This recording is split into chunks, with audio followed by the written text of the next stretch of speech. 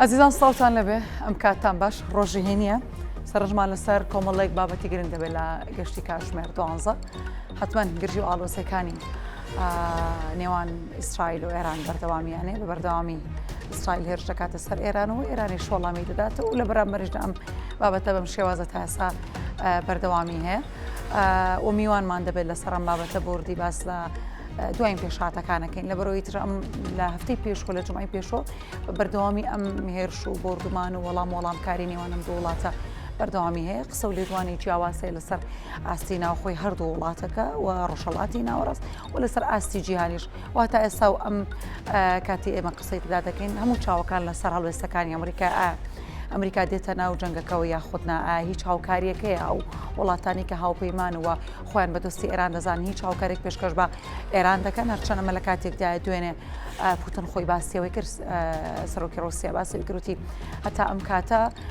ئێران داوای هیچ هاوکارێکی سەربازی لە ئێمە نەکردووە هەموو ئەم بابەتانە لە گەشتی کاتژمێر 12 سەرنجمان لەسەر دێ بەڵام سەرەتا دەچینە ناونیشانەکان. ئیسرائیل بە 6 فڕۆکە دەیان پێگەی سەربازی ئێرانی بردومان کرد و ئێرانیش یەک موشک یاخود بێک موشک دوو ئامانجی لە ناو ئیسرائیل پێکا.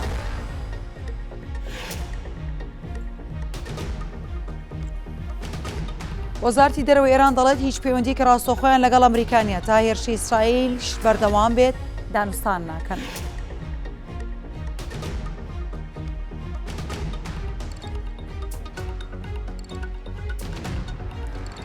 فەرماندەی پێشووی سوپای پاسداران ئاشکرا دەکات سەرجەم مادە پیتێنراوەکانی ئێران بۆ شوێنێکی سەلامەت گواستراونەتەوە و زیانیان بەرنەکەوتووە.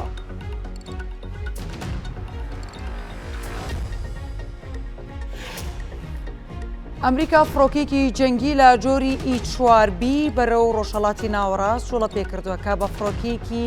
یاخود با فڕۆکی قیامەت ناسراو بۆ جەنگی ئەتۆمی بەکاردەهێنرێت. سەرۆکوەزیرانی ئیسرائیل دەڵێت توانیویانە نیوەی موشک و سەکۆی موشکی ئێران لە ناوبەرن و توانای موشکەکانی تارانیش لاواز بوون.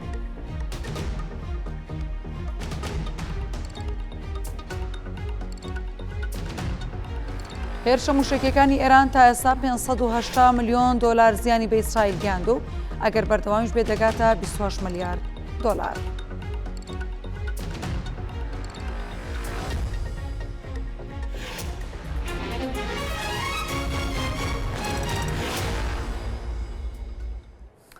دووبارە سڵاوتان لێ بێم کاتتان باش بەردەوام بین تەلەبیب ڕای دەگەێنێت بە 6 فڕۆکە دەیان پێگەی سەربازی ئێرانیان کردوتە ئامانج و ڕۆژنامێکی ئیسرائیلیش دەڵێت تاران یەک موشکی هەڵداوە بەڵام دوو ئامانجی پێکاوە ئەمڕۆ هەفتەیەک بەسەر دەستپێکردنی هێرشەکەی ئیسرائیل بۆ سەر ئێران تێدەپەڕێت و لە هەشتمین ڕۆژی و ململانێشدا سوپای ئیسرائیل لە ڕاگەنراوێکدا ئاماژەی بۆ کردووە شەوی ڕابردوو بە 6 فڕۆکەی جەنگی کە 120 موشکیان هەڵداوە دەیان پێگەی سەربازی ئێرانیان کردوتە ئامانج و لەوانە بنکێکی وەزارەتی بەرگریێران و کارگێکی دروستکردنی پارچە موشک واسەدان درۆنی ئیسرائیلیشیان لە ئاسمانی دەریایی مردوو تێکشکاند و نەگەیشتونەتە ئامانجەکانیان و سوپای پازارانی ئێرانیش ڕایگەاندووە یەک موشکیان ئاڕاستە ئیسرائیل کردووە کە پێگەیەکی ئەلکترۆنی ئەو وڵاتیان کردووەتە ئامانج و ڕۆژنامەی هاردز ئیسرائیلیش ڕایگەاندووە بەرەبەیانی ئەمڕۆ تاران تەنها یەک موشکی ئاراستەی وێزگەی بێر سەبع کردووە و سیستمی بەرگری ئیسرائیل نەیتوانیەوە بەرپەرچی بداتەوە ئاماژەی بۆش کردووە لە کاتی کەوتنە خوارەوەی ئەو موشکەدا دوو ئامانجی لە یەک کاتدا پێکاوە بەهۆیەوە ئاگرێکی گەورە لا وێزگەی بێر سەبع کەوتۆتەوانێ و وێزگەکەش لە کارکەوتووە و داخراوە وەزارەتی تەندروستی ئیسرائیل ڕایگەاندەوە بۆی ئەو موشکەی ئێرانە و 5 کەس بریندار بوون و 3 کەسی دیکەش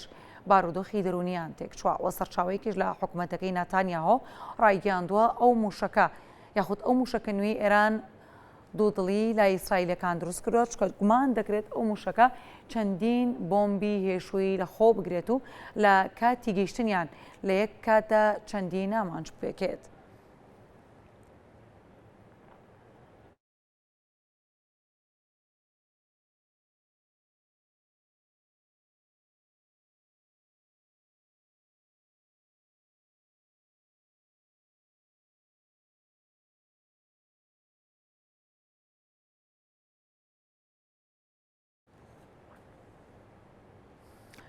ئەمڕۆ ڕۆژی هەینیە و بڕیارە لایەنگرانی مقتەدا سەدر لە بەغداد و بەشێکی زۆر لە ناوچەکانی عراقدا نوێژی بە کۆمەڵ بکەن. محەممەد عەبدوڕەحمان پامنێری کوردستان نیوز ڕاستەخۆ لەگەڵمانە بێ بۆی کە زانیاریمان لەسەرم بابەتە پێ بدا. محەممەد نیوەڕۆ باش دێمە لای تۆ قسەمان بکە سەبارەت بم بابەتە ئەمەی کە هەیە تەنها نوێژی بە کۆمەڵە شتێکی دیکە نییە؟ هي فيهم كاتب باش استعمل لنا شيء صدرم وقت بيني يعني بيشتر من المنصه استريحوا جزاكم الله خير. بري روتي ما نريد واحد واقف يعني اجتماعي العراق داوي كل وطاعة للسيد القائد استريح امره نيجي بكم الله انجام دن لسر جنب باريس كاني عراق دا وقت بيني لبغداد ناو شيء صدر اعوذ بالله من الشيطان الرجيم ناصر بويكا برلانجراني مقتدى صدر هكا كاميرا معنا كم هاوكار بيدبيني يعني خلشي زور بم هتا وقرماها توتنا وشي صدر ليرني وشي بكومل انجام دنوا مراسم كبو شويه كوا هالسنه مقتدى صبر ريبري روتي صدر يعني خويا عمادنا بيت بلام لرقي وتبيجو او كسن الزكاكاني وتاريخوي وتاريخ مقتدى صدر دفن ريتوا ودياري هيفي يعني ما بزلا انجام دانی نوێژی بە کۆمەڵی هەینی لە سەرجەم پارێزگاکانی عراق و لە بەغدا و بە دیاریکراوی لە ناوچەی سەدر بۆ دەگەڕێتەوە مقتەدا سەدر داوای کرد بکە لە دوای ئەنجامدانی نوێژی بە کۆمەڵی هەینی و لانگرانی یعنی نەچنەوە بەڵکو دەبێت خۆپیشاندانیش ئەنجام دەر بە پێی ئەو زانیارانی کەوا لە تیمی مەراسیمی نوێژی بە کۆمەڵەکەەوە دەستی من کەوتووە کە لە دوای ئەنجامدانی نوێژی بە کۆمەڵەکە نزیکەی سەعاتێک لایەنگرانی مقتەدا سەدر بڵین خۆپیشاندان دەکەن و لەگەڵەوەدا ئیدانەی سەرجەم ئەو هێرشانەی ئیسرائیل دەکەن بۆ سەر ئێران و هەرچەنە مقتەدا سەدر داوای کردبوو کە بڵین نوێژی بە کۆمەڵەکەەوە تەنانەت لە دوای ئەوەش هەروەها خۆپیشاندانەکەی بە شێوەیەکی ئاشتیانە و دوور لە گرجی بەڕێوە بچێت ئەمە لە کاتێکدایەکەوە لانە عراقیەکانیش دانە سیاسیەکانیش لە چوارچێوەی بەیاننامەدا ئیدانەی هێرشەکانی ئیسرائیل دەکەن بۆ سەر ئێران و دەیانەوێت ئەو جەنگە نێوان ئیسرائیل و عێراق ببورە ئیسرائیل لەگەڵ ئێران ڕابگیرێت و چونکە سەرکردە سیاسیەکانی عێراق بەتایبەتی مەرجە عەباڵاکان وەک سیستانی وەک مقتەدا سەدر داواکەن کە ئەم جەنگە کۆتای پێ بێنێت چونکە ترسیان لەوەی هەیە بەرهەوەشتەی جەنگەکە پەلداوێژێتە عێراق و ئەو کاتە بەتایبەتی گروپی مقاومەتی ئیسلامی کەوانزیکردا ئێرانەوە یعنی هەڕەشەیەوە دەکەن ئەگەر بێت و بگەڕ یعنی بڵێن ئەمریکا دەستی وەردانە جەنگیان ئیسرائیل و ئێران ئەکیدەوە شکاردانەوەیان دەبێت. أشهد أن لا إله إلا الله. عەبدوڕەحمان پامنێری ئێمە لە بەغداد سپاس.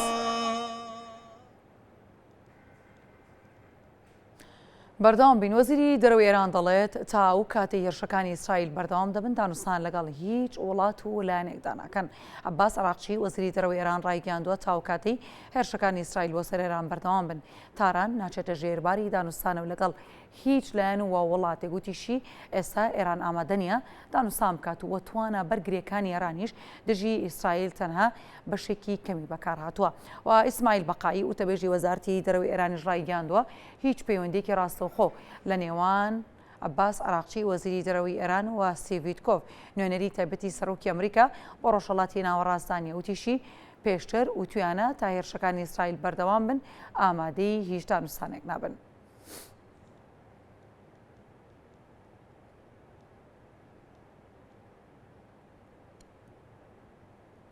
فەرماندەی پێشووی سوپای پازاران ئاشکرای دەکات تەواوی مادە پیتێنراوەکانیان گواستۆتەوە بۆ شوێنە سەلامەتەکان و محسین ڕەزایی فەرماندەی پێشووی سوپای پازارانی ئێران بە ئاماژەدان با یۆرانیۆم ڕایگەیاندووە هەموو مادە پیتێنراوەکان گواستراونەتەوە بۆ شوێنە سەلامەتەکان و ڕەزایی کە ئێستا ئەندامی ئەنجومەنی دەستنیشانکردنی بەرژەوەندیەکانی ئێرانە لا بەرنامەیەکی تەلەڤیزۆنیدا جەختی لەوە کردوتەوە. هێشتا هەموو چەکەکانیان دژی ئیسرائیل بەکار نەهێناوە و بە ئاماژەدان بە کارتی داخستنی گەروی هورمز و نەوت و هێزی دەریایی وەتوانە هاوبەشەکانیان و بەوتەی ڕەزایی تا ئێستا کەمتر بەڕێژەی لە سەدا 30 توانە سەربازەکانی بەکارهێنا و دەژڵێت یەکێک لە هۆکارەکانی بەردەوامی پاراستنی ئۆپەراسیۆنەکانیان ئەوەیە کە ڕێگە بە خەڵک بدەن ناوچەکە بەجێبهێڵن و هێمای بۆ ئەوەش کردووە تا ئێستا زیاتر لە 400 موشک و 600 فڕۆکەی بێفڕۆکەوانیان هەڵداوە و واجەختی لەوەش کردوێتەوە کە وردە وردە خێرایی هێرشەکان زیاد دەکەن بۆ ئەوەی هەلی هەڵاتن بدرێت بە هاوڵاتیانی مەدەنی ئیسرائیل.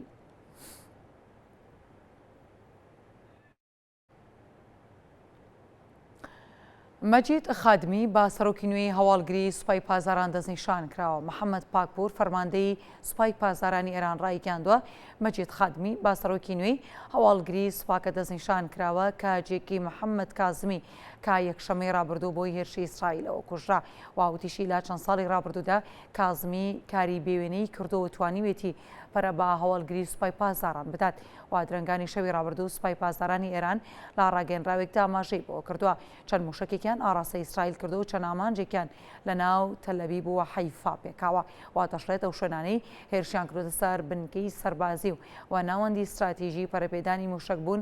لە ناو ئیسرائیل.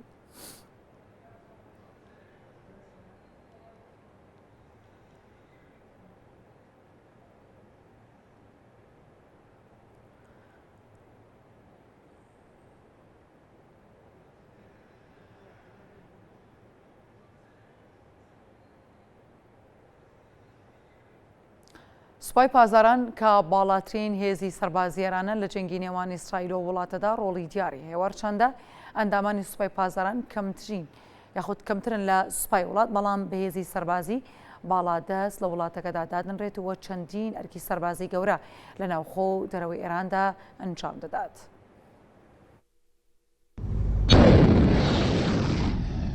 سوپای پازاران باڵاترین هێزی سەربازی ئێران لە جەنگی نێوان ئیسرائیل و ئەو وڵاتەدا ڕۆڵی دیاری هەیە و بەشێکی زۆر لە هێرشەکانی تاران بۆ سەر ئیسرائیل لەلایەن ئەو سوپایەوە ئەنجام دەدرێت.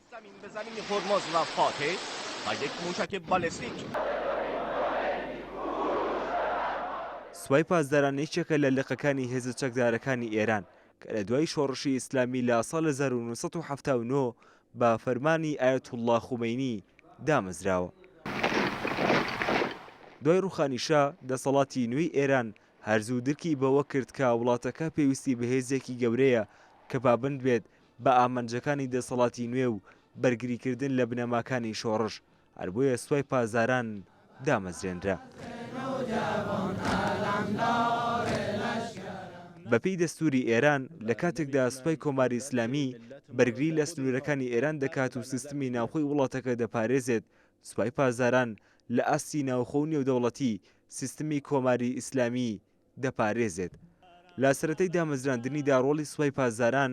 ڕێگریکردن بوو لە دەستوەردانی دەرەکی و کودەتای سەربازی و ڕۆبەڕۆبوونەوەی جوڵە و لادانی توندڕەوەکان، بەڵام بە تێپەڕبوونی کات سوپاکە بووە هێزێکی سەربازی سیاسی و ئاسمانی خاوەن ئابووری گەورە لە ئێراندا. بەپێی داتاکان ژمارەی سەربازانی سوپای پازارانی ئێران 200,000 کە هێزی زەمینی و هێزی ئاسمانی و هێزی دەریایی لەخۆ دەگرێت. هەروە هێزی نیمچە سەربازی بەسیجیش لەخۆ دەگرێت کە 90,000 ئەندامی چالاکی هەیە. گرنگترین ئەو چەک و کەرەسە سەربازیانی کە لە بەردەم سوپای پازارandایە وەک موشک و موشکی بالستی و ژێردەریایی و زریپۆش و تۆپ هاوێژ و فڕۆکە و هێلیکۆپتری جەنگی و فڕۆکەی بێفڕۆکەوان. دیارترین ئەو جەنگانش کە سوپای پازاران بەشداری تێدا کردووە جەنگی نێوان ئێران و عێراق و شەڕی ناوخۆی لوبنان و جەنگی بۆسنە و هەرسک و جەنگی بلوجستان و شەڕی ناوخۆی سووریا، تازەترینیشیان شەڕی نێوان ئێران و ئیسرائیلە. فەرماندەی گشتی ئێستای سوپای پازاران ژەنەڕاڵ محەممەد پاکپورە کە لە 13 حوزەیرانی 2025 لەلایەن عەلی خامنەیی ڕابەری باڵای شۆڕشی ئێرانەوە ئەو پۆستەی پێدرا لە شوێنی ژەنەڕاڵ حسێن سەلامی کە لە هێرشە ئاسمانیەکانی ئەم دواییانەی ئیسرائیلدا لە تاران کوژرا. هەرچەندە ئەندامانی سوپای پازاران کەمترن لە سوپای وڵات، بەڵام بە هێزی سەربازی باڵادەست لە ئێران دادەنرێت و چەندین ئەرکی سەربازی گەورە لە ناوخۆ و دەروی وڵاتدا ئەنجام دەدات.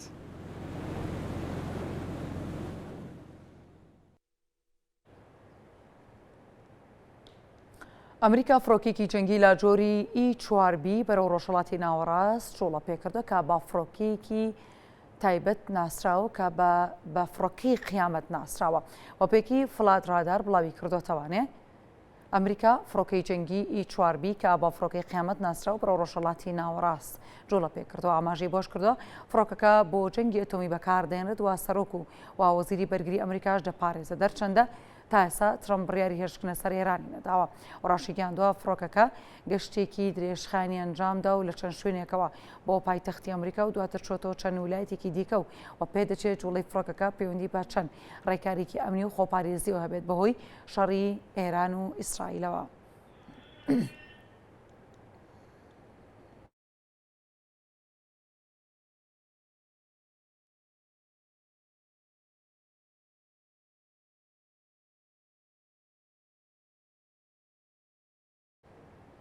سەرۆکوەزیرانی ئیسرائیل دەڵێت توانیویانە نیوەی موشک و سەکۆی موشکی ئێران لە ناوبردنەوە توانە موشکیەکانی تارانیش لاواز بۆ بنیامین ناتانیاهۆ سەرۆکوەزیرانی ئیسرائیل ڕایگەاندووە ئیسرائیل توانیوێتی نیوەی موشک و سەکۆی هەڵدانی موشکی ئێران لە ناوبەرێت کە هەڕەشە بوون بۆ سەر وڵاتەکەی و دەژڵێت سەکۆی موشکی ئێران سنووردارە و توانەکانی وڵاتەش لە بواری موشکدا لاوازە و تەنها 2 بۆ 4,000 موشکی لە بەردەستدا واجەختیشی کردێتەوە ئامانجیانە تەواوی هێرشەکان لە ناوبەرنەوە هێرشی ئیسرائیلیش بۆ سەر ئێران بڕیارێکی مێژووی بووە وا لە پرسەوێکی باڵای پێشوی هەواڵگری ئیسرائیل ڕایگەاندووە سیستمی بەرگری ئیسرائیل لە 24 کاتژمێری ڕابردوودا تەنها توانیوێتی بە ڕێژەی لە 65 ئەو موشک و فڕۆکانە تێک بشکێنێت کە لە ئێرانەوە ئاڕاستەی ئیسرائیل دەکرێت ئەوەش نیشانەی لاوازبوونی سیستمی بەرگری ئیسرائیلە چونکە ڕۆژی پێشووتر توانای بەرپەرشدانەوەی بە ڕێژەی لە 90 موشکەکانی ئێرانی هەبووە.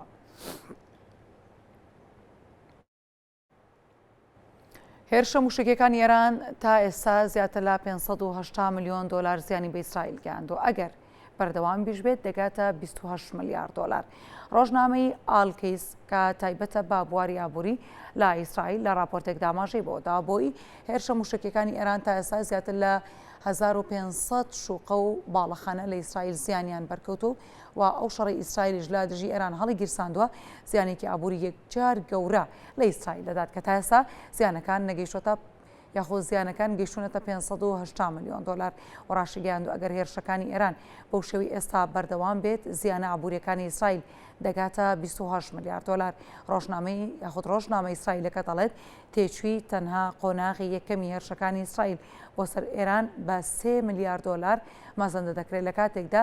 لە گەنجینەی یەدەگی ئیسرائیل بۆ کارە پێویستیەکان تەها 2 ملیار و 790 ملیۆن دلار هەیە و ڕۆژنامەکە لە زاری لە پرسراوێکی ئیسرائیل شەوڕای گەاندووە حکوومەت بەنیازیە ئەو کەسانەی زیانیان بەرکەوتۆ تەنها بە 145 دلار قەرەبوویان بکاتەوە. ڕۆژنامەی یەدیعود ئەحرانوتیش بورن لە زاری بزالیل سیمۆنیک وەزیری دارایی ئیسرائیل و بڵاوی کردوتەوانێ ئابووری ئیسرائیل زۆر بەهێزە و بەرگی ئەو شەڕە دەگرێت بەڵام ڕۆژنامەی هاردسی ئیسرائیل ڕایگەاندووە ئەو وتانی وەزیری دارایی دوورن لە ڕاستی و چونکە لە بودجەی ساڵی 2025دا هیچ بودجەیەک بۆ ئەو شەڕە تەرخان نەکراوە.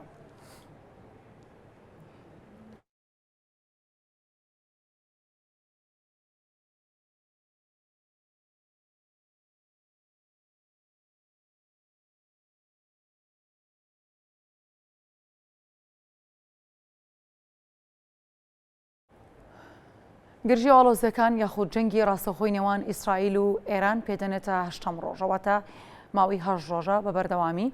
حتما لە دەستپێکدا ئیسرائیل هێرشێک لەسەر ئێران بەڵام لە دواتردا ئێران و وەڵامی داوەتەوە کۆتە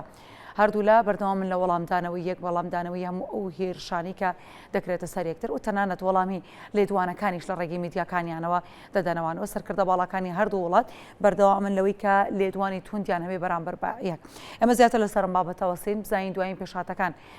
لە ئەم جەنگەدا بەکوێ دەگاتەوە پێشبینی وەروە لێکدانەوەکان دەتوانین بڵین بەرەو کوێ دەڕوات. دکتۆر هێژا کەمال مامۆستای زانکۆ جەنابی ڕاستەخۆ لە خانەقینەوە میوانیم کاتژمێری کورسات نیوزن. دکتۆر سڵاو لێ بێم کاتت باش سپاس بۆ ئامادەبوونی چۆ نابێت ئیترەمڕۆ 8 ڕۆژە گرژی و ئاڵۆزیەکانەوە جەنگی ڕاستەخۆی نێوان ئیسرائیل و ئێران بەردەوامی هەیە دەمەوێت سەرەتا سەرنجی جۆ نابێت بزانم سەبارەت بە ئەوەی کە تا ئێستا هاتووە تۆ دەتوانیت چۆن خوێندنەوە بۆ ماوەی ئەم 8 ڕۆژە بکەیت کە لە نێوان ئەم دوو وڵاتەدا تێدەپەڕێت. بەڵێ زۆر سپاس بۆ جەنابتان، سپاس بۆ ئەم دیدارە، سپاس بۆ ئەم دەرفەتە کە بتوانین تیا گفتوگۆ دەربارەی بابەتێکی یان پێشاتێکی هەندە گرنگ بکەین لە ناوچەکەدا کە ڕاستەخۆ کاریگەری لەسەر ژیانی هەمومان هەیە. ڕاستەکەی وەکو جەنابەت ئاماژەت پێ کرد ئەوە بۆ ماوەی زیاتر لە هەفتەیەکەوە بۆ 8 ڕۆژە چێکە هەردوو وڵاتی زلهێزی ناوچەکە چ ئێران چ ئیسرائیل بە ئامانجی زیاتر خستنە ڕووی توانەکانی خۆیان و هەژمون و دەسەڵاتی خۆیان لە سنوورەکە شەڕێکی بەردەوام و شەڕێکی زۆر گەورەیان بەرپا کردووە کە هەریەکە لەو دوو وڵاتە ئەوێ لە ئەنجامی ئەم ڕووداوەدا بتوانێت هەژمون و دەسەڵات و توانەکانی خۆی بەرامبەر بە هەموو ناوچەکە و جیهانیش بخاتە ڕوو. ئەوەی کە هەیە لەم ماوەی ڕابردووە کە بینراوە جیاوازیەکی گەورەی توانای هێز لە نێوان هەریەک لە وڵاتی ئێران و ئیسرائیلە لە ماوەی ڕابردووە بەرچاو کەوتووە. لەم چەند ڕۆژەی ڕابردووە تاوەکو ئێستا ئەگەر تەماشا بکەین ئیسرائیل وەکو دەوڵەتێک کە بەرهەمهێن نییە لەم ماوەی ڕابردووە کۆمەڵێک زیانی زۆر گەورەی بەرکەوتووە بە تایبەت لە شارێکی وەکو حیفا کە فڕۆکەخانەی ئەو وڵاتە بە تەواوەتی وێران بووە لە هەمان کاتە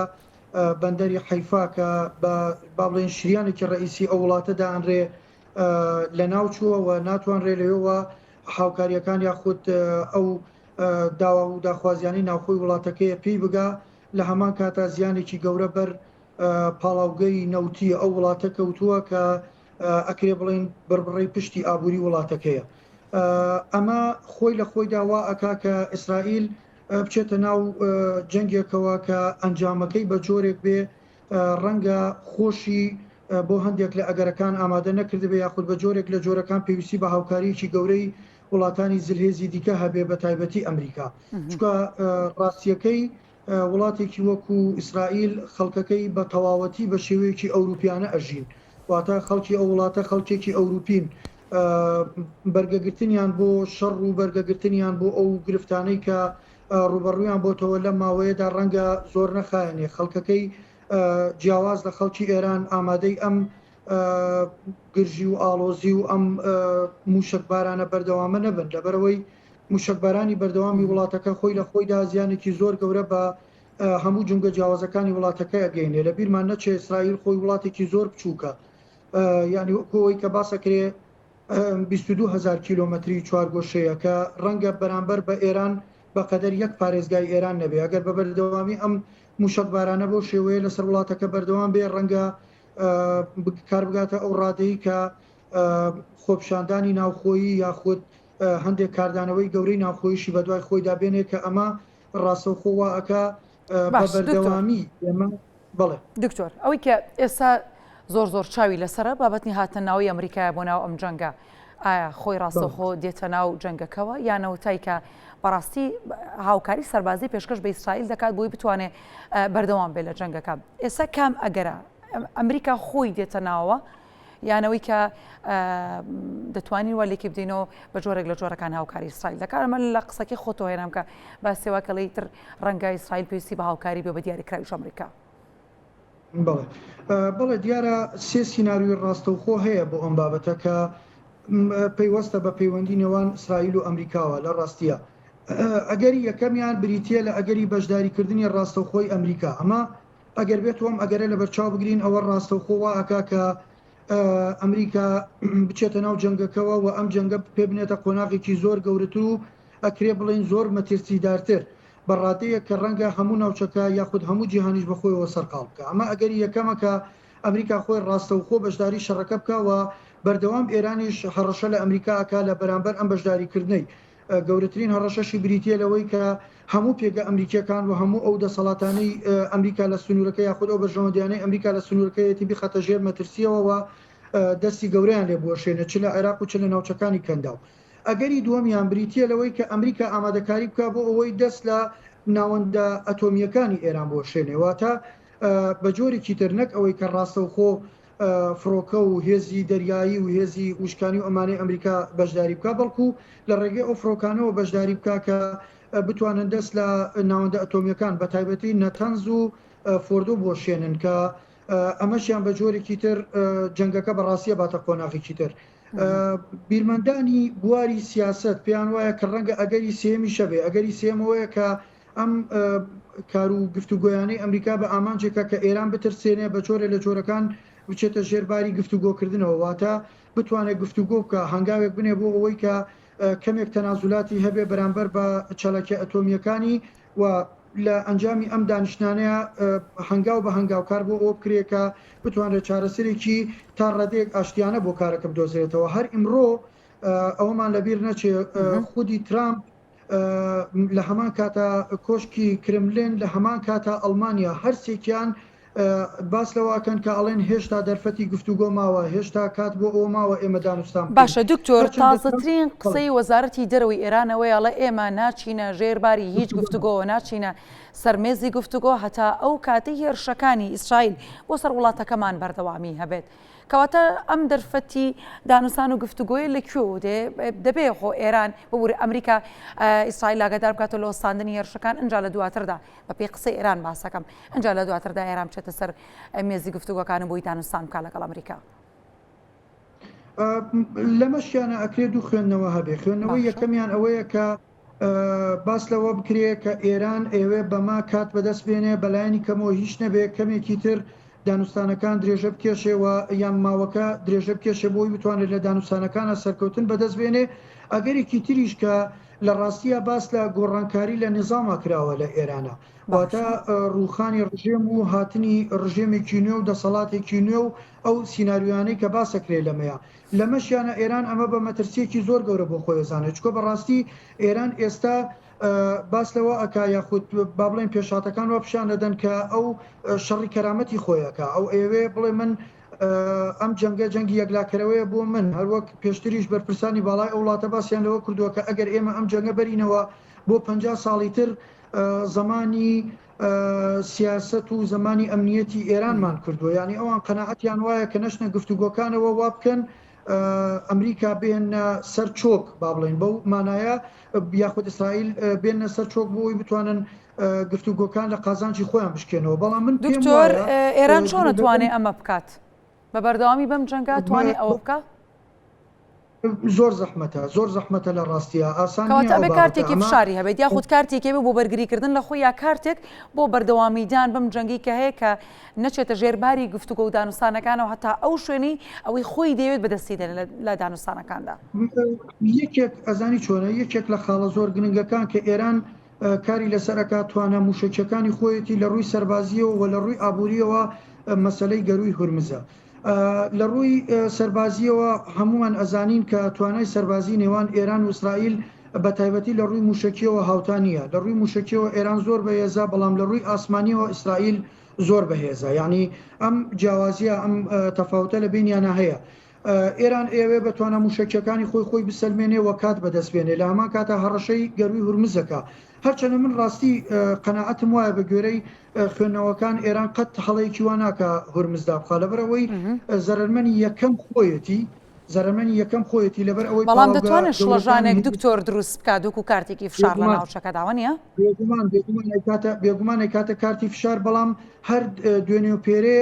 چین کە بە هاوپەیمانی ئێران ناسراوە باس لەوە کاکە ئەگەر مەترسیەکە بگاتە ئەوەی گەروی هورمزدا بخرێت کە جەنابتان ئەزانن ڕۆژانە زیاتر لە 20 ملیۆن بەرمیل نەوت لە گەروی هورمزەوە بۆ هەموو جیهان و بە تایبەتیش بەرەو چین ئەڕوا ئەمەوە ئەکا یعنی ئابووری چین ئەکەوێتە ژێر مەترسیەوە ئێلەم حاڵەتەیە ڕەنگە کار بگاتە ئەو ڕادەیە کە چینیش ببێتە دوژمنی ئێران ئەو کاتە یەکێک لە حەلیفە گەورەکانی ئێرانی لەدەسەچێ لەبەر ئەوە من قەناعەتم وایە وەکو شڵەژان ئەو هەوڵەدا شڵەژانە دروست بکە هەم وەکو باسمان لەوە کرد کە ڕوبەری ئیسرائیل زۆر بچووکە ئەگەر بەو شێوەیە بەردەوام موشکبارانی ئیسرائیل بکات و هەوڵاتیانی لە ناوخۆ بە حکمیەوەی ئەوان زۆر دیموکراسیین زۆر بە شێوەیەکی ڕێکوپێک کاری دیموکراسیانی خۆیان لە وڵاتەکەی خۆیان بەست بەڕێوە بن هەمومان نەزانین کە چەندین سەرۆکوەزیرانیان داوەتە دادگا ئەمەوە ئەکا کە گوشارێکی زۆر گەورە لە ناوخۆی ئیسرائیلە دروست بکە ئەم کاتبردنە پێشەوەیە لە هەمان کاتە لە ڕوە ئابوووریەکەشەوە جەنابتان هەر وەکو هەموو لایەنە میدیایەکان و ئەوانە باس لەوە ئەکەن کە جەنگەکە تاوەکو ئێستا زیاتر لە سەروی 3 میلیارد دلار تەکلیفەی ئیسرائیلی کردووە کە ئەم بودجەیە ڕەنگە بۆ دەوڵەتی وەکو ئیسرائیل ئەستەم بێ ئەمە لە ڕاستیە بۆ ئێرانیش ئەستەمە چکە ئێران خۆشی لە قەیرانایە واتە ئێران من دووبارە گەڕێمەوە بۆ قسەی کە لێرەدا ئێران جەنگی مان و نەمان ئەکا ئەوێ لەم شەڕەدا بیسەلمێنێ بڵێ یا ئەوە تا ئەمێنمەوە بە کەرامەتەوە ئەمێنمەوە یا ئەوەتە هەموو شتێکم لە دەستەچێ بە هەموو شتێکم لە دەست کە ئەمەش مەترسیەکە زۆر گەورە ئەکاتەوە بۆ تەواوی ناوچەکە هەم لە ڕووی ئابووریەوە هەم لە ڕووی سیاسیەوە هەم لە ڕووی سەربازیەوە. دکتۆر سەرنجڕاکێشم بۆ یەک لە تایت لە خێراکانی کوردستان نیست کە وەزارەتی دەرەوەی ئێران ئەڵێ ئەمریکا لە چەند کەناڵێکەوە هەوڵی داوە بووی کە بڕۆینە سەر مێزەی دانوستان یاخود بچینە ژێرباری گفتوگۆوە. بەڵام ئێستاوی کەس ئەمە ویسمەوەکو زانیاریەک ئەمەت پێ بڵم و سەرباری ئەمە ئەگەر سەرنج بدەین دکتۆر سەیرەکەین خەریکە جەنگەکە بە ئاراستێکی دیکەدا دەڕەوە یاخود قسەکانی ئەمە بە ئاراستێکی دیکەدا دەڕەوە بۆ شێوازی کە ئەوەندەی سەرنجمان لەسەر مامەڵەکانی ئێران و ئەمریکا بەرامبەر بەیەک یاخود لەگەڵێکە خەریکە زۆر سەرنجەکان لەسەر ئیسرائیل نامێنێ. نازانم تۆ خۆشت تێبی ئەمەت کردویان ناچکە هەموو چاوەکان لەسەر ئەمریکا چۆن دەتوانێت ڕۆڵ بگێڕێ لەم نێوەندەدا چکە ئێتە خەریکە توانەکانی ئیسرائیل و وەروەها ئەو هێزێکی ئیسرائیل هەبوو ئیتر پێویستی بە هاوکاری هەبێت. قوربان وەبزانم لە قسەکانیشمانە ئاماژەمان پێکرد دەست خۆ بێ بۆ ئەو زانیاریە لە ڕاستیە واقعەکەی ئەمە ئەبێ بیزانین. شەڕەکە لە ڕاستیە چۆن لە قۆناغی پێشووترا بریتی بوو لە شەڕێکی لە بریکردن کە زۆر جار ئێران ئەو هێز و میلیشیا و لایەنە سیاسیانەی بەکارهێنا کە نزیک بوون لە خۆی هاوکاری ئەکردن ئێستا جەنگەکە چوتە قۆناغێکی تر کە ڕاستەوخۆ ئێران و ئیسرائیل خۆیان شەڕەکەن لە ڕاستیە واقعەکەیە چاودێرانی سیاسی باس لەوەکەن کە ئەم شەڕە لە ڕاستیە شەڕی بینی ئیسرائیل و ئێران نییە بە دیوێکی تر ئەمە شەڕی نێوان ئەمریکا و ئێرانەواتە بۆیە چاوەکان وا خەریکە لەسەر ئیسرائیل نامێنێت چکە حقیقەتەکان لە لای سیاسیەکان زۆر ڕوونەکە ئەو دەسەڵاتی کە ئەوێ ئیسرائیل لە ناوچەکە بەهێز بێ ئیسرائیل لە ناوچەکە بمێنێ ئیسرائیل لە ناوچەکە توانای سەربازی هەبێ و توانای ئەوەی هەبێ کە توانە جەنگیەکانی خۆی زۆر بەهێزپا لەم سنوورەیە لە ڕاستیە ئەمریکایە واتە ئێستا ئیسرائیل جگەلەوەی شەڕی وجودی خۆی ئەکا لە سنوورەکە لە هەمان کاتە شەڕی دەسەڵاتی ئەمریکاشەکە لەم سنوورەیە منەمە سەرنجی بەڕێز ڕابکێشم بۆ خاڵێکی گرنگ ئەگەر بێت و ئەنجامی ئەم جەنگە بەلایە کابکەوێت واتە مەبەستم ئەوەیە یەکێک لەلاکان سەرکەوتن بەدەستبێنین یا سەرکەوتوو بن ڕاستیەک هەیە ئەویش ئەوەیە کە ئەگەر بێت و ئیسرائیل سەرکەوتوی ئەم جەنگە بێ ئەوە بێگومان ناوچەکە وەکو ئەتوانم بڵێم وە پێناسی بکەم وەکو هەویرێکی لێدێ کە بە پێشکەشکراوی پێشکەشی ئەمریکا ئەکرێ ئەمریکا چۆنی بوێ لە سنوورەکەیە چۆن ئارزووی لێبێ بەو جۆرە ئەم هەویرە ئەشێلێەوە سنوورەکە جارێکی تر دابەشەکاتەوە لە قازانجی خۆی بەڵام ئەگەر پێچەوانەکەی ڕوودا و بە جۆرێک لە جۆرەکان ئێران توانە سەربازیەکانی سەرکەوتوو بێ لە جەنگەیە خۆی ببراوە بزانێ ئەوە ئەو کاتە جگە لەوەی کە ئەبێ دانوستان لەسەر توانە ئەتۆمیەکانی ئێران کرێت لە هەمان کاتە ئێران تەنانەت لەم ناوچانەشتی کە دەسەڵاتی تیایە نەماوە بە نمونە من بۆ جەنابتی بێنمەوە بە نمونە سووریا ئەبێ جارێکی تر خوێندنەوە بکرێ بۆ ئەوەی کە ئێران جارێکی تر دەسەڵاتی لەو سنوورانە زیاد کرێت چکە ئێران بە ئاسانی لەو حاڵەتەیە دانانیشێتە سەر مێزی گفتوگۆ لەبەر ئەوە ئەمە حقیقەتە کە جەنگەکەی ئێستا جەنگی ئەمریکا و ئێران نییە بەتەنیا لە ڕاستیە جەنگی ببوورە ئیسرائیل و ئێران نیە بەڵکو جەنگی ئەمریکا و ئێرانی شەلەماکە تا بۆیە چاوەکان زیاتر لەسەر ئەمریکای چکە هەمومان ئەزانین توانە سەربازیەکانی ئەمریکا زۆر گەورەترە لە توانە سەربازیەکانی ئیسرائیل و حقیقەتێکی شەیە ئەگەر ئەمریکا لە پشت ئیسرائیلەوە نەبێ ڕەنگە هەمومان ئەو قەناعەتەمانە بێ کە ئیسرائیل بەڕاستی بەرگەی موشک بارانەکانی ئێران ناگرێ و هەمووشمان چەند ڕۆژی ڕابردوومان بینیوە کە ئاماژەشمان پێکرد شارێکی وەکو حیفا کە دڵی ئیسرائیلە شارێکی بازرگانیە شارێکی با بڵێن هەموو توانەکانی ئیسرائیلەوێ هەمووی خاپور کراوە وێران کراوە لەبەرەوە بە تەکید چاوەکان لەسەر ئەمریکایە. دکتۆر زۆر سپاس بۆ زانیارەکان زۆر سپاس بۆ ڕوونکردنەوە زۆر وردو بە تەفاسیلەکانت زۆر سپاس بۆ دکتۆر هێژا کەمال مامۆستای زانکۆ جەنابی ڕاستەوخۆ لە خانەقینەوە لەگەڵێم بوون دووبارە سپاس بۆ زانیارەکانت.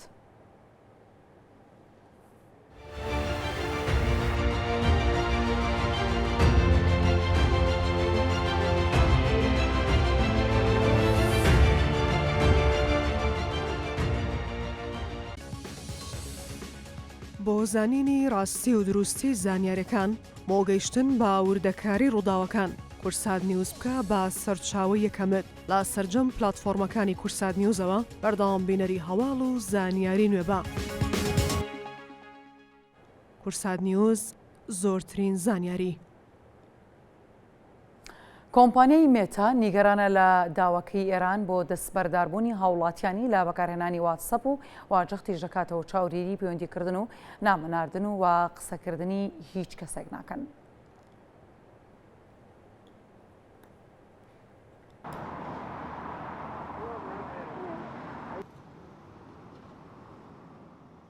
کۆمپانیای مێتا کە خاوەندارەتی ئەپلیکیشنی واتساپ دەکات نیگەرانە لە بڕیاری حکوومەتی ئێران بۆ بەکارنەهێنان و سڕینەوەی ئەو ئەپلیکیشنە لەلایەن بەکارهێنەرانیەوە لە وڵاتە. لەگەڵ پەرسەندنی ململانەکانی ئێران و ئیسرائیل دەسەڵاتدارانی ئێران هاوڵاتیان لە بەکارهێنانی واتساپ و تەلەگرام و بەرنامەکانی تری پەیوەندیکردن ئاگادار دەکەنەوە کە چیتر بەکاریان نەهێنن بەو پێی ئامرازی سەرەکی ئیسرائیلن بۆ ناسینەوەی کەسەکان و کردنە ئامانجیان. لە بەرامبەردا وتەبێژی کۆمپانیاکە ئەم بانگەشانەی ئێرانی ڕەت کردەوە و نیگەرانی نیشاندا کە ئەم هەواڵانە بکرێنە بیانوێک بۆ بلۆککردنی خزمەتگوزاریەکانیان لە کاتێکدا خەڵک زۆرترین پێویستیان پێیەتی لەم کاتەدا.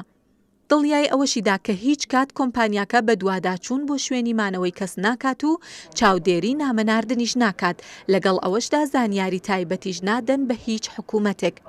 دوای بڕیارەکەی حکوومەتی ئێران بۆ بەکارنەهێنان و سڕینەوەی واتسئاپ لە وڵاتە، گروپی چاودێری ئینتەرنەتی نێت بلۆکس ڕایگەیان بەکارهێنانی ئینتەرنێت لە سەرانسەری ئێراندا بە ڕێژەی لە 75 دابەزیوە. ئەو زانیاریانی گروپەکە لە کاتێکدایە کە ململانەکان لەگەڵ ئیسرائیل زیاتر پەریسەندووە و پێدەچێت توانای خەڵک بۆ دەستگەیشتن بە زانیاری لە کاتێکی گرنگدا زیاتر سنووردار بکرێت.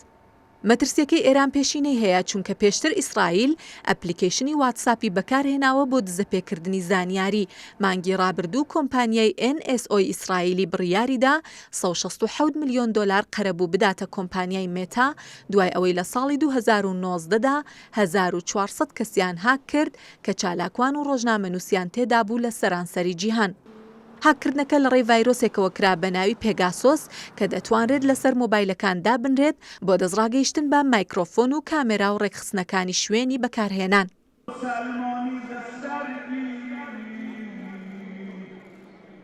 مەترسێکی ئێران لە بەکارهێنانی واتساپ دوای لێشاوێک تیرۆری سەرکردە سەربازی و زانا ئەتۆمیەکانی هات لەلایەن موسادی ئیسرائیلەوە، پێشتریش لە کاتی میوانداری ئیسماعیل هەنیە سەرۆکی مەکتەبی سیاسی حەماس لە ناوەڕاستی تاران لەلایەن ئیسرائیلەوە تیرۆر کرا. دواتر میدیا ئێرانیەکان لە زاری دەسەڵاتدارانی وڵاتەکەیانەوە باسییان لەوە کرد هەنیە لە ڕێی بەرنامەی واتساپەوە چاودێری کراوە و دواتر کراوەتە ئامانج. بەپێی ئامارە ناڕسمیەکان زیاتر لە 50 میلیۆن کەس لەسەر تاسەری ئێران بەرنامەی تەلەگرام و واتسئاپ بەکاردەهێنن.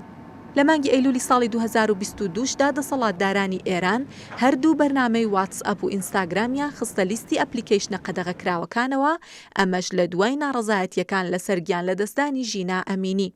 دەسەڵاتدارانی ئێران دوای 2 مانگ لە چوارچێوەی چاکسازیەکان کە مەسعود پزیشکیان سەرۆکۆماری ئێران بەڵێنی لەسەردا بوو، دەنگیاندا بە هەڵوەشاندنەوەی قەدەغەکردنەکە. در نتیجه هدفمون اینه مشکل اینا رو حل کنیم. ڕاوێژکارێکی حکوومەتی عێراق دەڵێت دێدەگی دراویبیانی لە ئاستێکی مێژوودای و ئابووری عێراقیش ڕوو لە گەشەکردنە. مەسار محەممەد ساڵح ڕاوێژکاری دارایی سەرۆکوەزیرانی عێراق ڕایگەاندووە ئابووری عێراق لە گەشەکردنە و ڕێژەی هەڵاوسان و بێکاریش بەرەو کەمبوونەوە دەڕوات. وتیشی سەرڕای هەموو ئاڵنگاریانی عێراق پێیدا تێدەپەڕێت بەهۆی شوێنە جوگرافیەکەی و ئەو کێشە سیاسیانی لە ناوچەکەدا هەن، بەڵام لە ئێستادا عێراق خاوەنی بەرزترین یادەگی دراویبیانیە کە لە مێژوودا وێنەی نەبووە. وەڕاشیگەاندووە هۆکاری گەشەسەندنی ئابووری عێراق ئاستی بازرگانی لەگەڵ وڵاتانی جیهان کە بۆ ئاستێکی پێوانەی بەرز بۆتەوە بە ڕێژەی لە سەداسی ئەو وزەیی بە گەروی هورمزدا تێدەپەڕێت ڕۆژانە هی عێراق. جگەلەوەی لە بەندەرەکانی دیکە ڕۆژانە بازرگانیکردنی عێراق لەگەڵ وڵاتان بەردەوامە و ئاماژەی بۆش کردووە لە دوای هەڵگیرساندنی شەڕی ئیسرائیل و ئێران نرخی 90 دلار بەرز بۆتەوە، ئەوەش سوودی زۆری بۆ ئابووری عێراق دەبێت.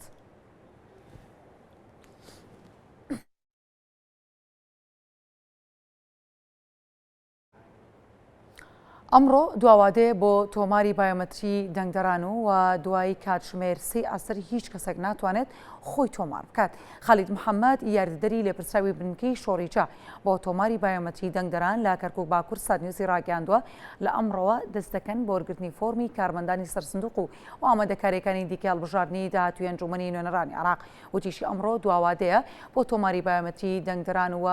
دوای کاتژمێر 3 عەسر هیچ کەسێک ناتوانێت خۆی تۆمار بکات. آخر ڕۆژە کۆتا ڕۆژە تا سعات سێیە دوای ئەمە کە تەواو بێ ئێمە لە ئێستاوە سیمارەی هین وەرەگرین ئەوانەی مۆزەفە بنلامان بۆ ڕۆژی دەنگدان لەسەر ئەوە ئەڕۆین کارت تەوزیعەکە کارت بەردەوامە تا کارتی تازەکانش دێ ئەوانەی تازە تەحدیثیان کردبوو ئەوانەی پارش کردو بێت ئەوە ئیشەکانمانە بێت هەتاکو سەر کۆمسیۆن تهدیدی نەکردووە کەی دێ ئێمەش ناتوانین وعدێک بدەین بەس على الأكثر لە کۆتایی 9 بۆ 10 ئەگەن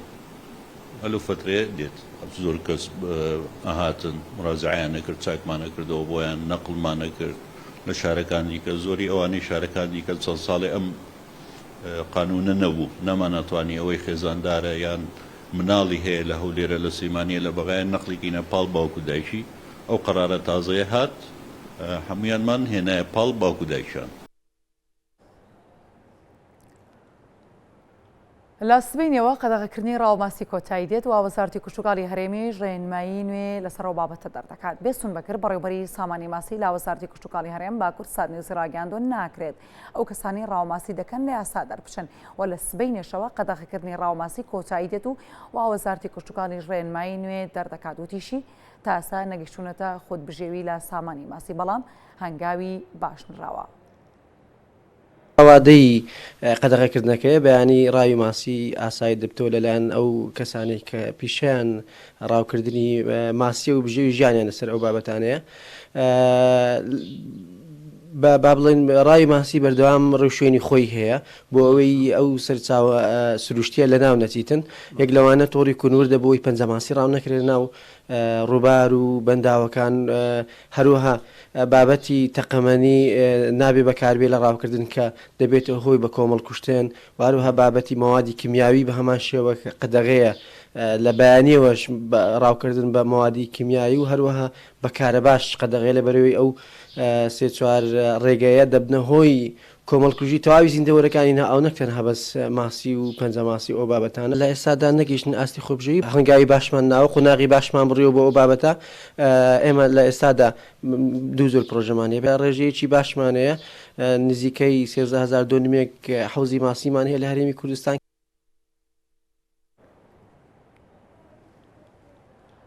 لە ناحەی تەختەق نزیکی 1000 دۆنمزەیی بە لۆبیا چێنراوە و بەرهەمی ڕۆژانەش 250 تۆنە و پێویستی ناوخۆپەر دەکاتەوە هەناردەی شارەکانی عراقیش دەکرێت و کێلگە کشتوکاڵەکانی سنوورەکەش هەلی کاریان بۆ گەنجان و هاوڵاتیانی سنووری تەختەق ڕخساندوو و بۆتە سەرچاوی بژێوی بەشێک لە هاوڵاتیانی ناوچەکە.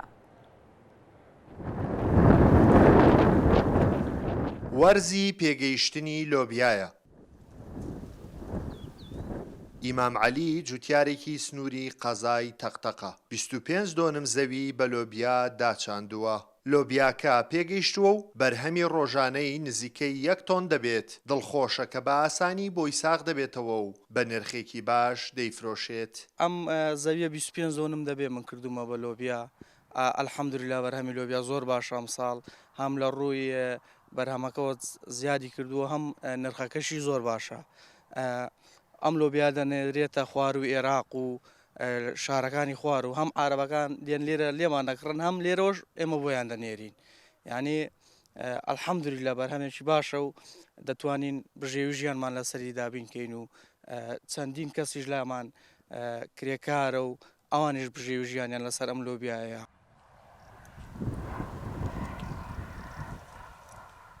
کێڵگە کشتوکاڵیەکانی سنوورەکە چەندین هەلیکاریان بۆ گەنجان و هاوڵاتیانی قەزاکە ڕەخساندووە. لەم کێڵگەیەدا 12 خێزانکاری تێدا دەکەن و لۆبیاچنین بۆتە سەرچاوەی بژێوی ژیانیان. بە کشتوکاڵی زۆر بەناوبانگە لە هەموو ڕوویەکە لە ڕووی تەماتۆ لۆبیاوە خەیارە کوتیە شووتیە هەموو شتێک لە تەختەق دەکرێت شوێنێکی زۆر بە پیت و بەرەکەتە بەس لە ڕووی لای حکوومەت و ئەو شتانەوەش هاوکاریمان نییە هیچ هەموو شتێک بە لەسەر ئەستۆی خۆمانەوەی دەکەن لە حکوومەتی هاوکاریەکمان ناکە هیچ زۆرێکمان ناکە. من ئێستا لای خۆم تقریبن 12 ماڵ لای من ئەوە دەکەن لەسەر کارن هەلیکارم بۆیان ڕەخساندووە حکوومەتیش کەمێک هاوکاریمان بکە زۆرە بۆ ئێمە. لە سنووری قەزای تەقتاق نزیکەی 1000 دۆنم زەوی بە لۆبیا داچێنراون. بەرهەمی ڕۆژانەیان نزیکەی 250 تۆن دەبێت. بەرهەمەکە جگە لە پڕکردنەوەی پێداویستی ناوخۆ هەناردەی شارەکانی ناوەڕاست و باشووری عێراق دەکرێت. تەقتاق شارێکی کوشتتوکاڵیە و زۆربەی دانیشتوانەکەی خەریکاری کوشتتوکاڵین بژێوی ژیانیان لەسەرەتی و لە دیارترین ئەو بەرهەمانە بەرهەمی لۆبیایە کە ساڵانە بەڕوبەری زیاتر لە 1000 دۆنم دادەچێندرێت و بەرهەمەکەی ڕۆژانە لە 200 تن زیاترەوە بەمە پێداویستەکانی ناوخۆی کوردستان و ناوڕاست و خوار و عێراقش پڕ دەکاتەوە. قەزای تەقتاق خاوەن سەدان دۆنم زەوی کشتتوکاڵی بەپیتە. جۆرەها بەروبوومی کشتتوکاڵی تێدا دەچێنرێت. بەرهەمی ڕۆژانەی کشتتوکاڵی سنوورەکە نزیکەی 1000 تۆن دەبێت. کەرتی کشتتوکاڵ پایەکی گرنگی ئابووریە. هەرێمی کوردستانیش خاوەنی هەزارها دۆنم زەوی کشتتوکاڵی بەپیتە. ئەگەر حکوومەتی هەرێم گرنگی زیاتر بە کەرتی کشتتوکاڵ بدات ئەوە دەبێتە سەرچاوەیەکی گرنگی داهات هەم بۆ جوتیاران و هەمیش بۆ حکوومەتی هەرێمی کوردستان. خالید ئەحمەد، کورساد نیوز، قەزای تەقتاق. هەر لەگەڵ راپۆرتەکانی خالید دەمێنەوە، بەڵام ئەم جاران لەسەر بابەتێکی جیاواز زانیاری پێداین. بەهۆی جەنگی ئێران و ئیسرائیلەوە هاتووی گەشتیاری لە دەواازەی کێلێ لە سنووری قەزای پشدەرکەم بۆتەوە. وە بەڕێوبەری کومرگی راپەڕینیش دەڵێت شەڕی ئێران و ئیسرائیل کاریگەری لەسەر جوڵی بازرگانی دەواازەی کێلە دروست نەکردووە و ئاڵوگۆڕی بازرگانی بەردەوامە، بەڵام هاتووی گەشتیاری بەڕێژەی لە 180 کەم بۆتەوە. دەواازەی سنووری کێلەیە لە قەزای پشدەر. ئاڵوگۆڕی بازرگانی و هاتوچۆی گەشتیاری لە دەواازەکە بەردەوامە، بەڵام جەنگی ئێران و ئیسرائیل کاریگەری لەسەر هاتوچۆی گەشتیاری دروست کردووە و بەڕێژەیەکی زۆر کەمی کردوتەوە. من ئەوڕۆ لە سەردەشتەوە هاتووم، ڕێگاکە زۆر احتیادە و ئارام و خۆشە و هیچ ترسێکی لێ نییە لێرە. ئەگە هەش بێ لە سەرەوەکانەیە لێرە نییە. زۆر خۆشە، بەس خەڵک لە ترسی ئەو بارودۆخەوە وەڵا کەمی کردووە، خەڵک نایە و ناوێرێ هاتوچۆ بکات لە ترسیەوەی شتێک بێتە پێشە لە ئارادا بێ ئاوە. من لە مەرز لەو دوو بووم لە ناو خاکی ئێران. لەخوا بەزای وەعزەکە ئارامە و ئیشەڵا ئارامتریش دەبێ و هیچ مشکلەیەکی نییە مەرزە. تا ئێستا هاتن و چوون بازرگانی و گەشتیاری هیچ مشکلێکی نەبووە. ئیشەڵا هیچ مشکلەشی نابێ و ئارامتریش دەبێت لە وەختە پاش لێرە بەدواوە.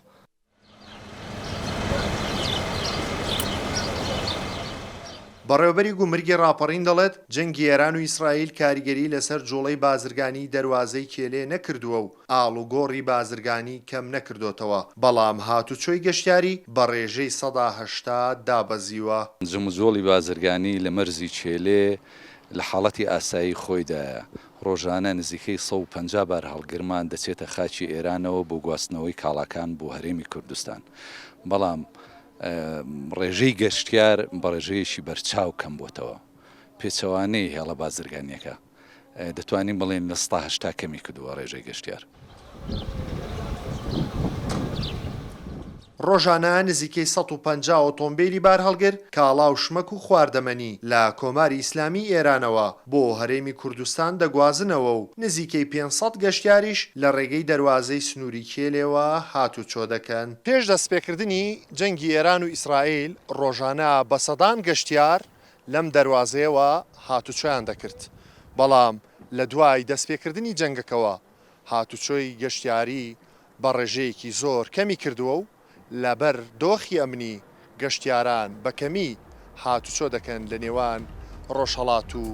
باشووری کوردستان. خالید ئەحمەد، کورساد نیوز، دەواازەی کێلێ لە قەزای پشدەر. دوێنێ نۆ ئەندامی دادگای باڵای فیدرالی عێراق دەستیان لە کارکێشایەوانێ و گرژی و ئاڵۆزیەکانی نێوان ئیسرائیل و ئێرانیش بەردەوامیان هەیە. ئەم دوو بابەتە تەوەری سەرەکی پرسی ڕۆژ دەبن، ماڵاوانی ناکەین و سەری کاتژمێر دەگەڕێنەوە.